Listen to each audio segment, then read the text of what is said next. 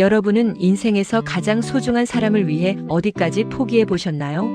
내 자식의 행복을 위해서라면 평생을 품어온 자존심이나 단 하나뿐인 내 이름. 석자쯤은 기꺼이 버릴 수 있는 게 우리네 어머니들이죠. 여기 평생을 아들 하나만 바라보며 살아온 한 여자가 있습니다.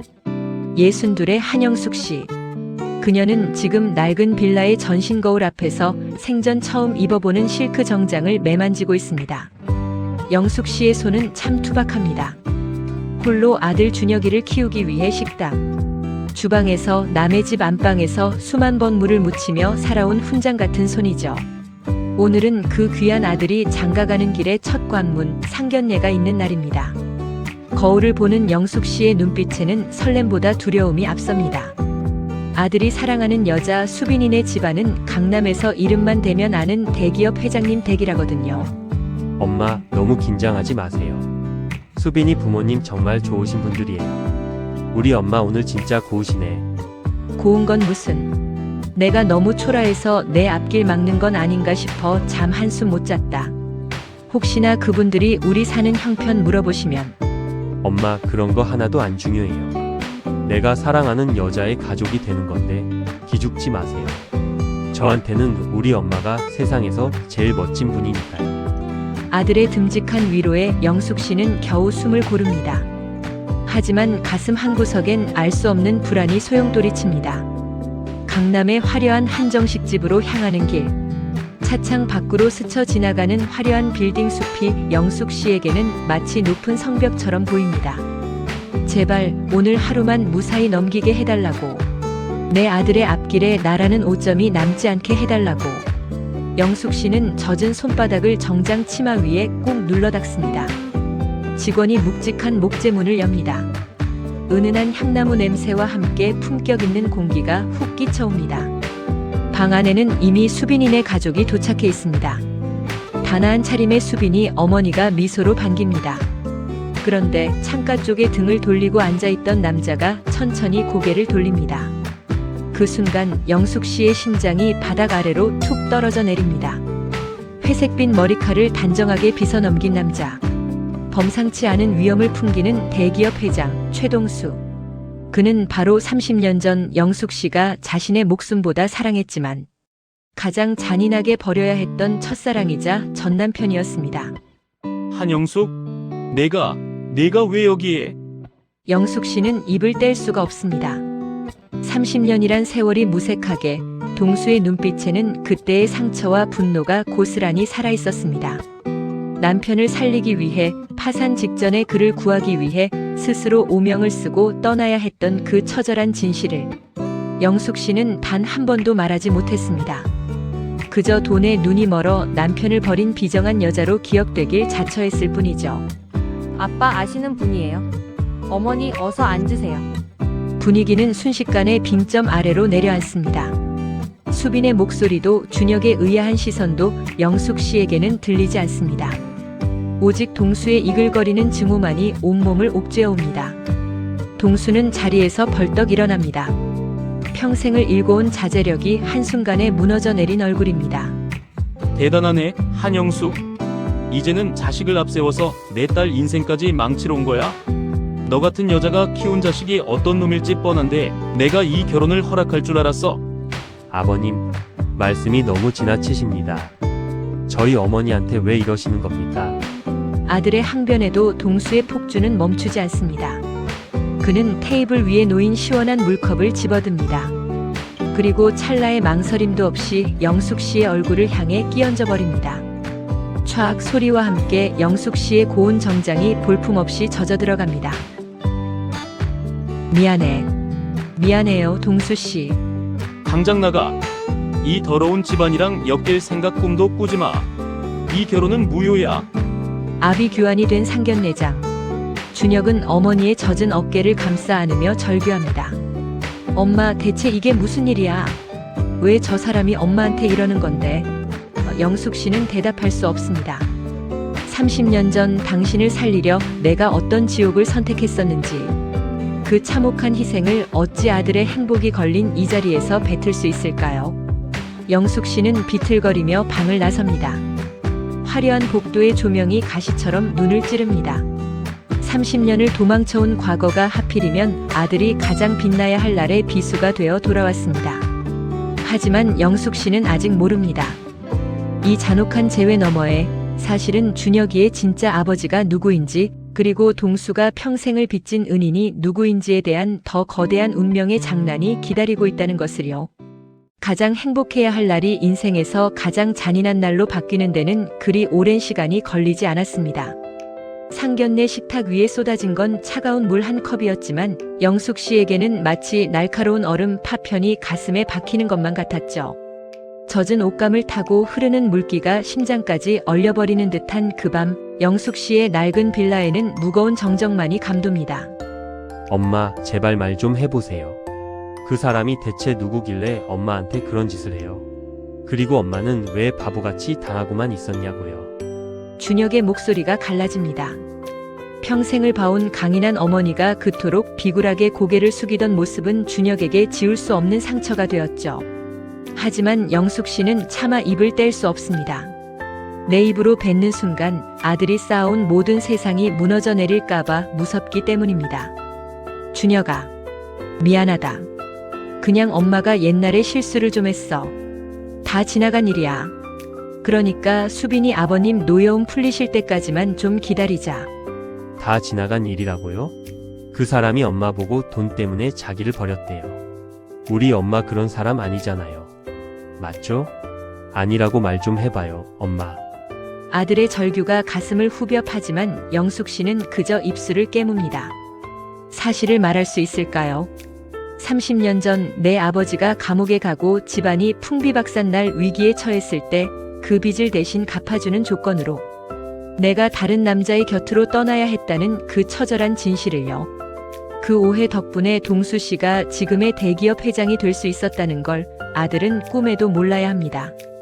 같은 시각 동수의 저택은 폭풍 전야와 같습니다. 30년 전 자신을 처참하게 버렸던 여자가 이제는 사돈이 되겠다고 나타난 현실을 그는 도저히 받아들일 수 없습니다. 배신감은 증오가 되었고 그 증오는 이제 영숙의 아들 준혁을 향합니다. 비서실이지? 당장 알아봐. 내 딸이랑 만나고 있는 그놈, 지금 다니는 직장부터 주변 인맥까지 하나도 빠짐없이 전부 털어버려. 여보, 그래도 애들 장래가 달린 일인데 이렇게까지 해야겠어요? 수빈이가 저렇게 울고 있잖아요. 당신은 몰라. 그 여자가 어떤 독종인지. 돈이라면 자기 자식도 팔아치울 여자야.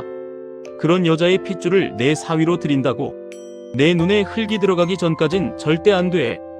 동수의 복수는 잔인했습니다. 다음 날부터 준혁의 회사는 이유 없는 압박에 시달리고 수빈은 휴대전화를 뺏긴 채 방 안에 감금됩니다. 자식들의 사랑은 부모의 과거라는 거대한 벽에 부딪혀 비명을 지르고 있었죠. 준혁은 회사에서 권고사직 압박을 받았습니다. 영문도 모른 채 인생이 망가져가고 있었죠. 현관문을 열고 들어온 준혁은 부엌에서 묵묵히 밥을 짓던 영숙을 멍하니 바라봅니다.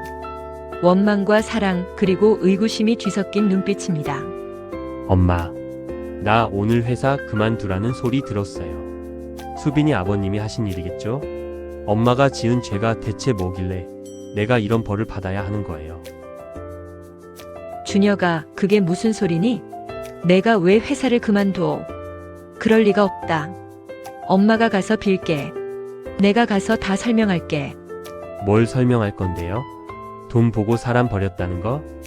아니면 내가 그 사람 아들이라도 된다는 거예요? 제발 진실을 말해달란 말이에요.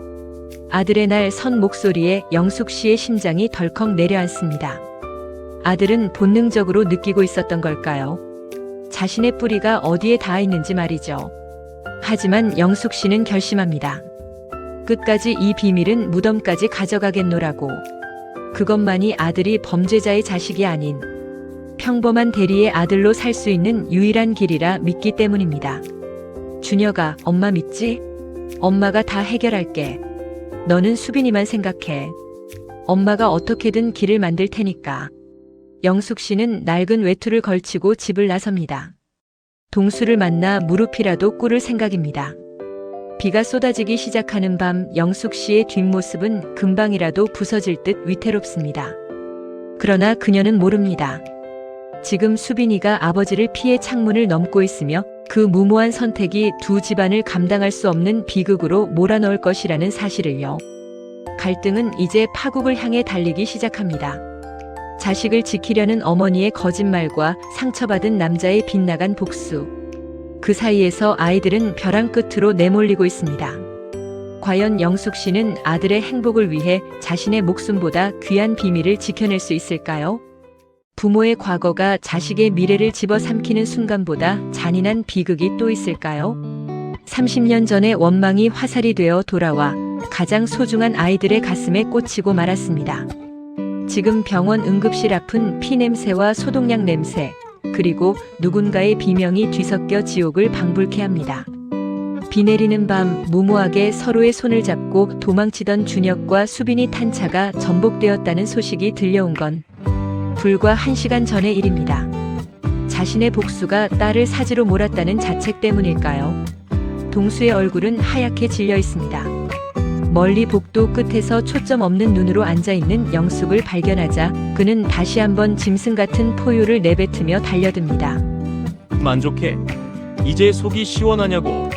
내 자식이 내 딸 꼬드겨서 이 사단을 만들어 놓으니 이제야 내 복수가 완성된 것 같아. 우리 준혁이, 우리 아들 어떡해? 동수씨, 우리 준혁이 좀 살려줘요. 살려달라고. 내가 감히 누구한테 그따위 소리를 해. 30년 전에도 넌 돈 때문에 나를 버렸어. 그 돈으로 내 자식 귀하게 키웠으면 곱게 살았어야지. 왜 내 앞길을 다시 막는 건데? 동수의 폭언이 병원 복도를 울립니다. 지나가던 사람들이 수군대고 간호사들이 제지하지만 그는 멈추지 않습니다. 영숙은 그저 바닥에 주저앉아 눈물만 흘릴 뿐입니다. 그때 상황을 지켜보던 동수의 아내 순이가 떨리는 손으로 동수의 팔을 잡아챕니다. 그녀의 눈에도 이미 눈물이 가득합니다. 그만해요, 여보. 제발 그만해. 영숙 형님. 형님이 입 열지 말라고 했지만 나 더는 못 보겠어. 당신 사실을 알아야 해. 당신까지 왜 이래? 이 여자가 나한테 어떤 짓을 했는데? 이 사람이 당신 살렸다고. 30년 전 장 회장이 당신 감옥 보내서 평생 썩게 하려고 했을 때 이 형님이 장 회장 밑으로 기어들어갔단 말이야. 당신 비탕감해주고 석방해주는 대가로 자기 인생을 통째로 넘겨줬다고. 복도에 정적이 내려앉습니다. 동수의 눈동자가 격하게 흔들립니다. 30년 동안 그를 버티게 했던 원동력은 영숙에 대한 증오였습니다. 자신을 배신하고 돈 많은 남자에게 간 줄 알았던 아내. 하지만 진실은 달랐습니다. 그녀는 남편을 살리기 위해 스스로 더러운 오명을 뒤집어 쓴 채 가장 어두운 곳으로 걸어 들어갔던 겁니다. 동수의 손이 힘없이 바닥으로 떨어집니다. 평생을 피해자라고 믿고 살았는데 사실은 자신이 가장 큰 가해자였다는 사실이 그를 덮쳐옵니다. 영숙이 왜 그토록 수치스러운 비난을 묵묵히 견뎠는지, 왜 아들의 상견례에서 물세례를 맞으면서도 사죄했는지 이제야 퍼즐이 맞춰집니다. 하지만 비극은 여기서 끝이 아니었습니다. 수술실 문이 열리고 의사가 심각한 표정으로 걸어 나옵니다. 준혁 군 보호자 되십니까? 환자분이 출혈이 너무 심해서 수혈이 시급합니다. 그런데 희귀 혈액형이라 병원 보유분이 부족합니다. 가족분 중에 RH-AB형 계십니까? 동수의 안색이 순식간에 변합니다. 본인의 혈액형이자 죽은 수빈의 친모와 수빈도 가지고 있지 않은 그 혈액형. 동수의 가슴이 미친 듯이 뛰기 시작합니다. 영숙을 바라보는 그의 눈에 공포와 경악이 서립니다. 영수가 설마 아니지? 준혁이 저 아이 누구 아들이야? 내 딸 수빈이랑 피가 안 섞였다는 그 혈액형. 저 아이 누구 자식이냐고. 동수씨, 우리 준혁이 좀 살려줘요. 당신 아들이야. 당신이 그토록 죽이려 했던 저 아이. 당신 핏줄이라고. 무너져 내리는 건 한순간이었습니다. 자신이 가장 잔인하게 짓밟았던 청년이 사실은 자신이 그토록 그리워하던 친아들이었다는 사실. 그리고 지금 그 아들이 자신의 보복 때문에 생사의 기로에 서 있다는 현실. 동수는 피칠갑이 된 손으로 자신의 가슴을 지식입니다. 인간이 감당할 수 있는 고통의 한계를 넘어선 비명이 병원 천장을 찌릅니다. 가느다란 튜브를 타고 동수의 피가 준혁에게로 흐릅니다. 30년의 단절을 잇는 유일한 통로. 영숙은 수술실 유리창 너머로 그 모습을 보며 기도하고 또 기도합니다. 제발 이 지독한 인연이 죽음으로 끝나지 않게 해달라고. 하지만 그때 수술실 안에서 다급한 기계음이 울려 퍼지기 시작합니다. 의사들의 손길이 바빠지고 영숙의 심장은 다시 한번 멈춰섭니다. 과연 이 피의 수혈은 아들을 살리는 생명수가 될까요? 아니면 너무 늦어버린 아버지의 뒤늦은 참회로 남게 될까요? 모든 진실이 밝혀진 순간 운명은 다시 한번 영숙과 동수를 벼랑 끝으로 밀어넣고 있습니다. 죽음보다 깊은 잠에 빠진 아들을 바라보며 아버지는 과연 무슨 생각을 했을까요? 내 피를 나누어 주면 아들이 살아날 거라 믿었지만 멈춰버린 심장 박동기는 야속하게도 평행선만을 그리고 있습니다. 30년 만에 찾은 내 자식이 내 눈앞에서 차갑게 식어가는 그 순간 최동수 회장은 비로소 깨달았습니다. 세상의 모든 부와 권력도 자식의 숨소리 한 번보다 가볍다는 사실을 말이죠. 기적이 일어난 걸까요? 아니면 아비의 피가 닿아 간절함이 전해진 걸까요? 멎었던 심장이 다시 미세한 진동을 시작합니다. 고비는 넘겼다는 의사의 말에 영숙은 바닥에 주저앉아 통곡합니다. 하지만 동수는 그 자리에 얼어붙은 채 움직이지 못합니다. 아들을 살렸다는 안도감보다 자신이 저지른 과오에 대한 공포가 그를 짓누르기 때문입니다. 영수가 내가 죽일 놈이다. 내가 내 손으로 내 자식을 죽이려 했어. 내가 나를 살리려고 어떤 지옥을 견눴는지도 모르고 나는 너를 벌레보다 못하게 여겼는데. 이제 와서 그게 다 무슨 소용이에요. 준혁이 살았으면 됐어요. 그거면 됐으니까. 제발 수빈이한테만은 비밀로 해주세요. 우리 애들 남매인 거 알면 못 살아요. 영숙의 말에 동수의 눈이 다시 한번 크게 흔들립니다. 그렇습니다. 두 사람이 친남매라면 이 사랑은 이루어질 수 없는 비극이 됩니다. 하지만 그때 복도 끝에서 초췌한 모습의 한 노신사가 나타납니다. 30년 전 동수의 가장 친한 친구이자 은인이었던 김정우의 변호사였습니다. 노 변호사가 건넨 편지에는 충격적인 진실이 담겨 있었습니다. 30년 전 동수가 절벽에서 떨어질 위기에 처했을 때 그를 대신해 몸을 던졌던 친구 김정우. 그는 죽기 직전 만삭이었던 자신의 아내마저 세상을 떠나자 홀로 남겨질 아이를 걱정했습니다. 그리고 그 아이를 거두어 키워준 것이 바로 영숙이었습니다. 최 회장님, 준혁 군은 회장님의 친아들이 아닙니다. 회장님을 대신해 돌아가신 김정우 씨의 외아들입니다. 영숙 씨는 정우 씨의 마지막 부탁을 지키기 위해, 그리고 회장님이 죄책감을 가질까봐 준혁 군을 회장님의 핏줄처럼 소중히 키워온 겁니다. 동수는 편지를 읽어내려가다 결국 무릎을 꿇고 맙니다. 준혁은 자신의 친아들이 아니었습니다. 하지만 자신의 생명을 대신해준 은인의 아들이었죠. 영숙은 동수의 죄책감을 덜어주기 위해, 그리고 죽은 친구의 혈육을 보호하기 위해 스스로 동수의 아이를 가졌노라고 거짓말을 하며 평생을 살아온 것이었습니다. 영수가 너 대체 어디까지 바보같이 산 거야? 왜 나를 위해 내 인생을 다 버린 거야? 정우 씨가 당신을 살렸잖아요. 그 아이를 지키는 게 당신을 살리는 길이라고 생각했어요. 준혁이는 당신 아들이나 다름없어요. 당신의 피를 이어받진 않았어도 당신의 목숨값으로 지켜낸 아이니까요.